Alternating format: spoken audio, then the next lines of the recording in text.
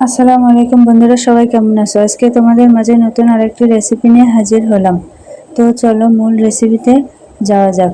এখানে একটা বাটি নিয়ে নেব, বাটিতে পরিমাণ মতো ময়দা নিয়ে নেব। সম্পূর্ণ রেসিপিটি দেখতে ভিডিওটি স্কিপ না করে দেখতে থাকুন।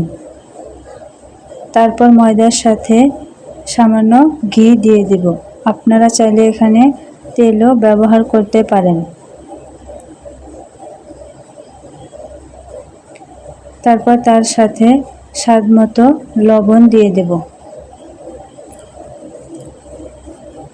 তারপর সবগুলো উপকরণকে মিশিয়ে একটু একটু করে পানি দিয়ে একটা ডো তৈরি করে নেব।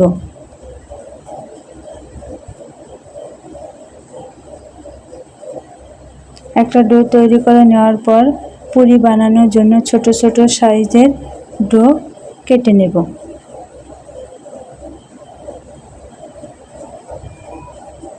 তারপর সিদ্ধ করে রাখা ছোলার বুট নিয়ে নেব। তার সাথে 2টা শুকনো মরিচ দিয়ে দেব এবং একটু লবণ দিয়ে সবগুলো উপকরণকে ভালো করে চটকে নেব। সবগুলো উপকরণকে ভালো করে চটকে নেওয়ার পর কেটে রাখা ছোট ছোট ডো হাতে একটা রুটির শেপ দিয়ে দেব। আপনারা চাইলে বেলেও নিতে পারেন। তারপর তার মাঝখানে একটু চটকে রাখা ডালগুলো দিয়ে দেব। তারপর ভালো করে আরেকটু হাত দিয়েই রুটিটা বানিয়ে নেব। এভাবে কয়েকটা রুটি বানিয়ে নেব।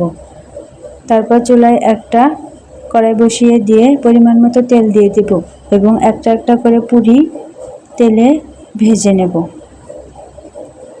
এক পাশ ভালো করে ভাজার পর অপর পাশ ভালো করে ভেজে নেব। তারপর নামিয়ে নেব।